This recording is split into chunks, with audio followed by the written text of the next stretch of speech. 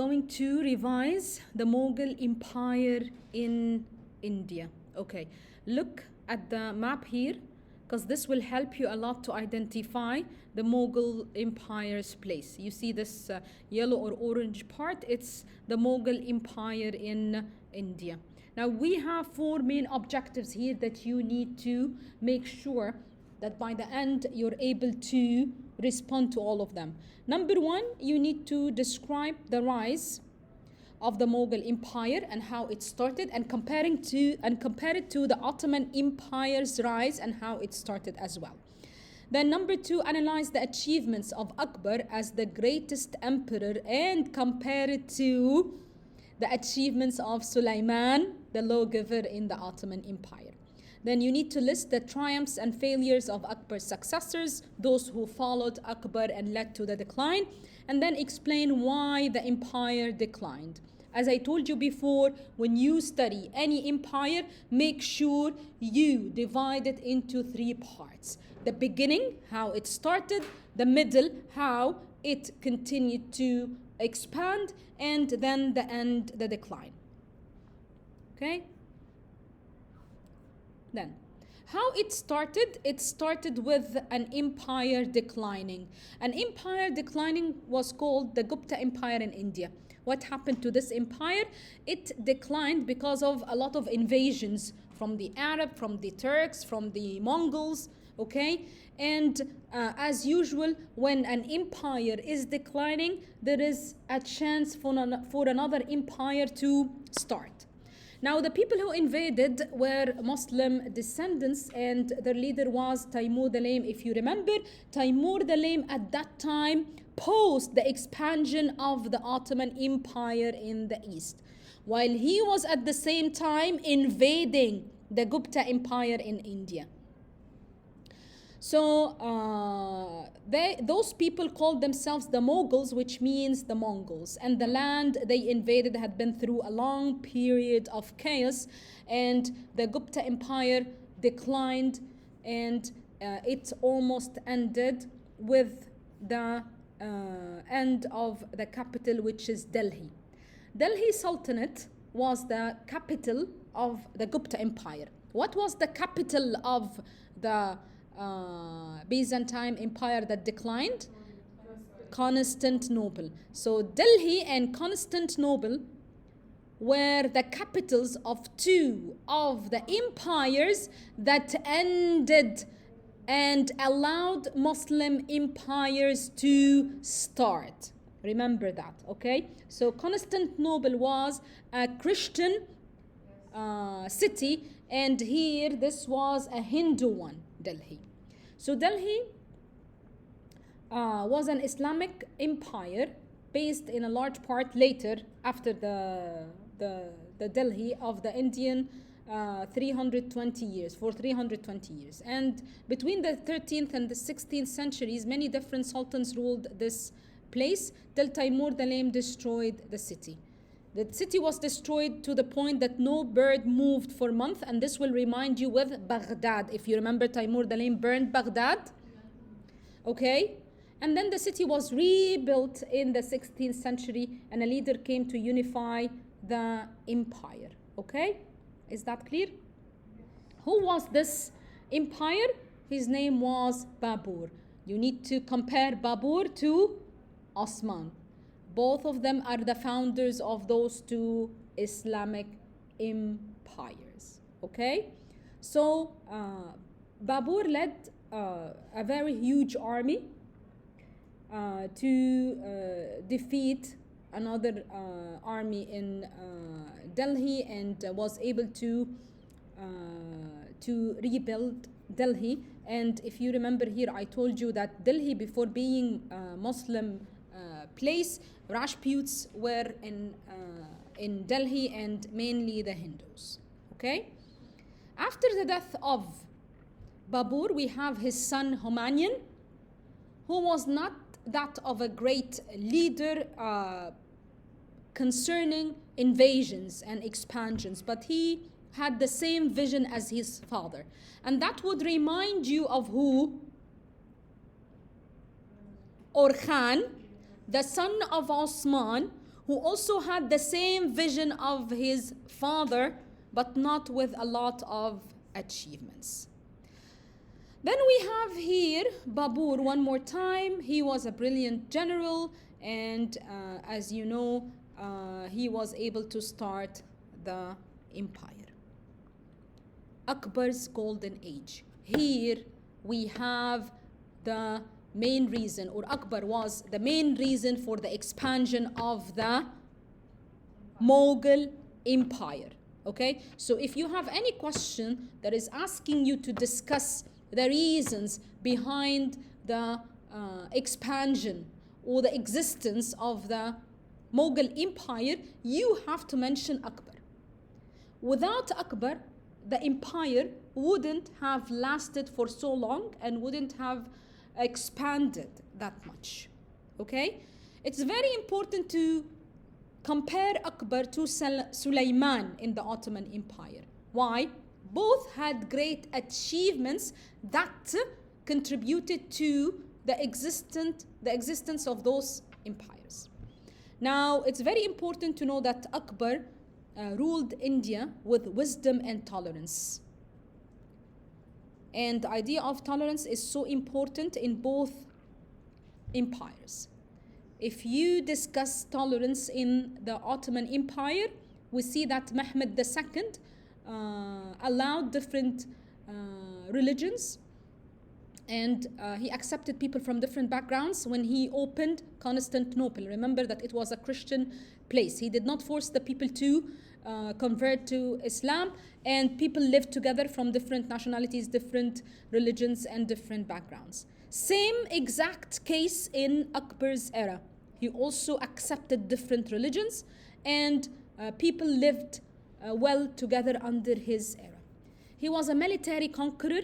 He was recognized as, or his military power was recognized as a root for strength to expanding the empire. And he had this opinion that the king must be aggressive to those who were supposed to or appear to be enemies, but of course kind to the people or his people. He expanded the empire. He had great achievements, okay? And a very important thing that he allowed different people from different religions to take part in the government.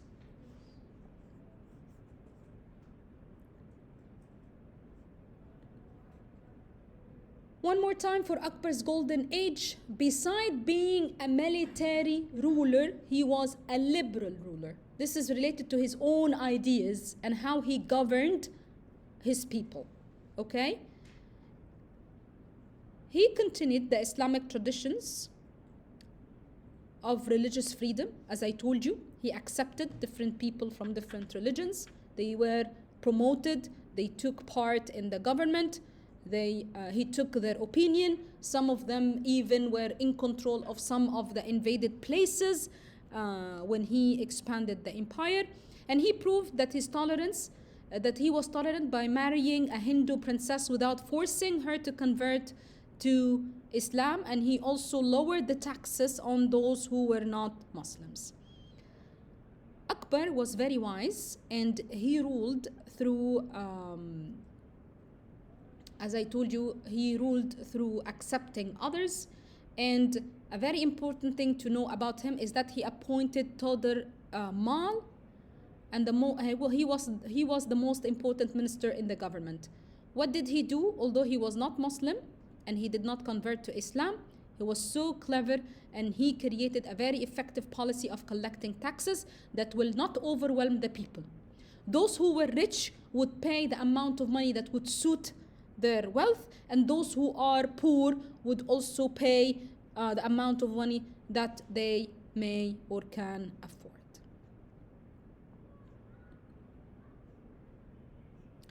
He was so generous with his people, and he used to give them lands and gifts. And remember that all those lands and gifts that were given by Akbar were taken later by Aurangzeb for not being from those people who were not Muslims. Then we have Akbar's golden age and how the culture blended during his period of time. He cared about education, politics, and he built very big mosques where hospitals, schools were inside. He cared about arts and literature, architecture. And then we have Akbar's successors. Akbar ruled for 46, almost 46 years, by the way, for so long. Exactly like, by the way, Sulaiman, who ruled also for a long period of time. Both of them were tolerant. Both of them ruled with wisdom and intelligence. Here we have the first successor, Jahangir. Who's Jahangir? Jahangir was Akbar's son. Jahangir left the authority and the government to his wife, Nur Jahan. Nur Jahan was a princess who was able to control the Mughal empire. She was wise. One thing that was mentioned against her, which in my opinion is not against at all, is that she appointed her father and her relatives in governmental places, and they helped him to take part in the government. After Nur Jahan and Jahangir, we have Shah Jahan, and here we have the beginning of the decline of the empire. Shah Jahan was the son of Jahangir. He had great passion for two things: beautiful buildings and his wife Mumtaz Mahal. That's why he built Taj Mahal for her. And Taj Mahal drained the resources of the empire.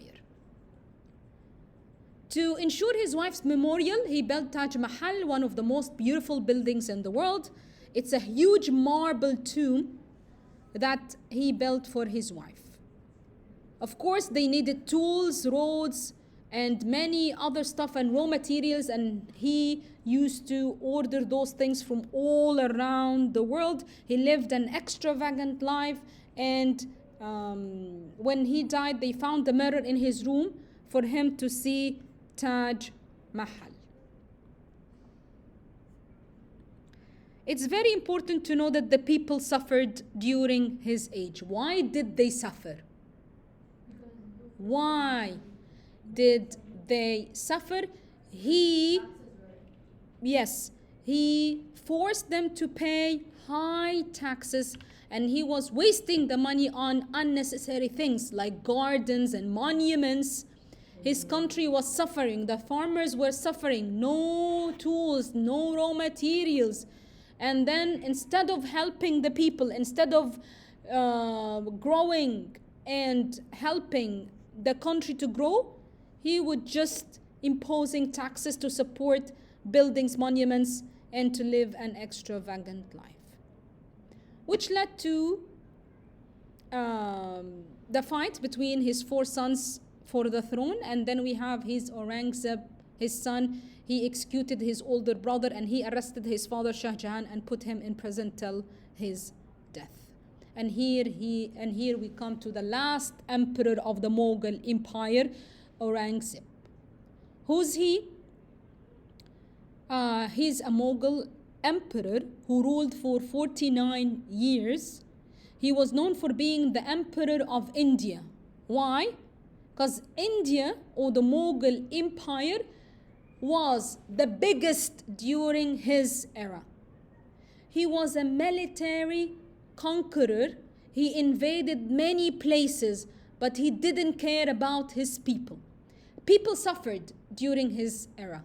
He took also taxes from the people, and he spent them on his military achievements and invasions. He was an aggressive emperor, and he toughly imposed the Islamic laws. He, of course, did not allow any of the things that were allowed for the non-Muslims before. And he also took the money and the gifts and the lands from the people who were not Muslims that were given by Akbar. By the end of his reign, he had drained the empire of its resources. Over 2 million people died because of starvation. while he was away for war. The loss of power was due to his oppression of the people. He enforced the Islamic laws, outlawing drinking, gambling, and other activities, and this was viewed from two different point of views. Okay? So he tried to erase all the gains the Hindus made under Akbar, and he had banned the construction of new temples and had Hindu monuments destroyed. He destroyed all their temples and all their monuments and even their houses. So we have here to the end, which is the third part, the empire's decline and decay. So by the end of Aurangzeb's reign, massive amount of people were starving to death, and the empire was running of resources. The empire was getting weaker and weaker, and all the emperors that came after him were very weak. The Portuguese during his time were the first Europeans to reach India, and then the Dutch came, who gave in turn to the French and the English. And so by allowing them to come, they were able later to build their own empires. Shah Jahan also contributed to the decline of this empire and led to the English and allowed the English to build the fortified posting trade for easy water transportation and protection of the enemies or from the enemies. And now India was in danger because of Aurangzeb kindly handed the port of Mumbai, and he had no idea that he had given India's next conquerors their first foothold in a future empire. And by that we have the end of the Mughal Empire. For your exam, you need to be able to compare, mention the similarities between both the Ottoman Empire and the Mughal Empire. In what ways? How both of them started, how they were expanded, who contributed to the decline, great achievements, and if there is any connection to the present time, their achievements to the present time. And thank you.